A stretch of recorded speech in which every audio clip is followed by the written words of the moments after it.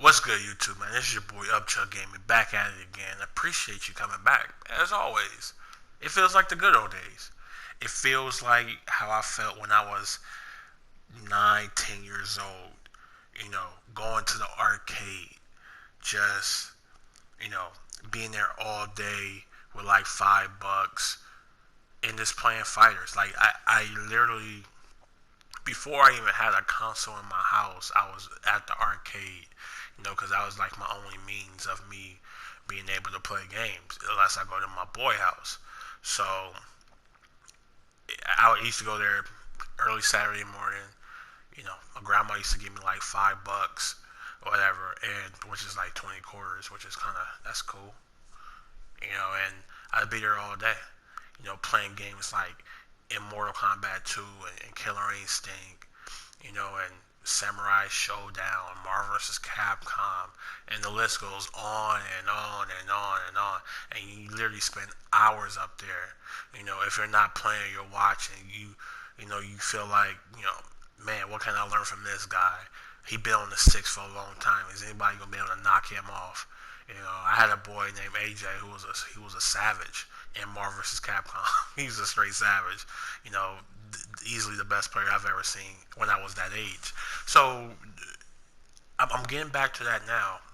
This gen of gaming, at least for me, has been kind of underwhelming with the other genres. I'm talking about shooters, action adventure, all the racers and stuff like that.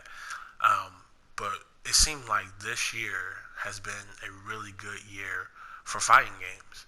Like the fighting games this year, there's so much variety, and none of them suck. Like like it's very, you still got fighters from at launch date or whatever, but this year it's like the rebirth. And I watch a lot of fight streams, like Team Spooky and Level Up and all that stuff, man. And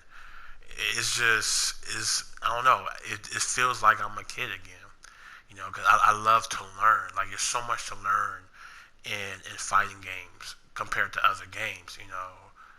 Like I'm still learning the Street Fighter 5, and I bought the game at launch. It's so many, you can never learn enough in a fighting game. And I feel like that's transferring over into other games. It's like Street Fighter 5 has helped me a lot. Just trying to, and me going back to like Mortal Kombat and Killer Instinct, and now Guilty Gear, it's helping me, because I'm like playing it like religiously instead of just playing like, oh well, I'll just play this every now and then. No, I mean, because that's how it was like last gen. I bought Street Fighter 4 at launch, and I got rid of it like super fast because I was just bored with the game. I wasn't really into it like I thought I was gonna be into it. And you have other tragedies like DC versus Mortal Kombat and Mortal Kombat 9, which was actually pretty good. You have Injustice and stuff like that. So I can't remember a time where it was like this many good fighters out.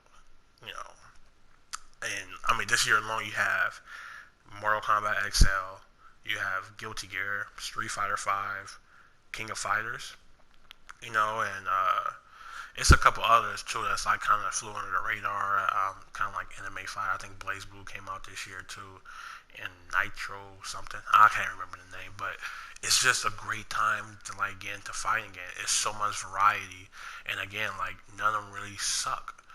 King of Fighters is dope. I'm definitely gonna get into that. I just feel like this genre has reclaimed the throne, in my opinion. I get the most enjoyment playing fighters.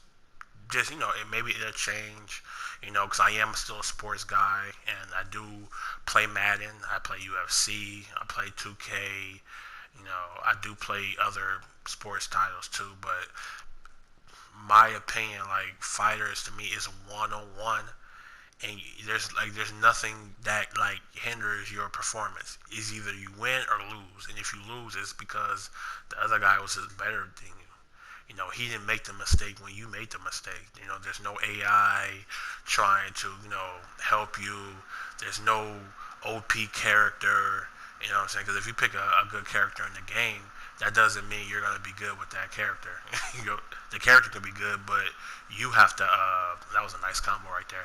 You still have to play with the character. You know, if that makes any sense. So if I pick like everybody names Chung Li the best in Street Fighter Five, if I pick Chung Li and I suck with her, then it doesn't mean nothing. And she's the best in Street Fighter Five, and that's what I'm getting at. So at the end of the day, you know, fighters for me, I get the most enjoyment out of playing fighters this gen. You know, and that goes with any game. Killer Instinct, I think, is dope. You know, which takes a lot of thinking. You have to really think in that game. You can't just go in there pressing buttons. It's not a button masher. I don't know why people call that game a button masher. You'll get body if you button mash in KI. You know, or even Guilty Gear. Guilty Gear is by far the hardest game I've ever played. It has so much in this game to where if you really, you have to like get down like the basics, and then you have to add on to that with like all the little side things you do, like the instant air dash and stuff like that. So this is a lot of stuff I need to learn. I barely had this game, not even a week yet, but yeah, I'm just letting you know, guys, it's popping right now for me. It feels like I'm young again, man. But let me know what you guys think in the comment section. Are you into fighters? What fighters are you playing right now? I feel like this is the best year for fighters we've seen in a long time, and it does rival other genres at the moment. But anyway, this is your boy Upchuck Gaming, man. From We Game here. Never scared to play. Holla at me if you want to play. You know how I get down. And that's pretty much it, man. I appreciate you guys as always. Thank you for the continued support. Hope you guys enjoying the streams, and I'm out. Take care.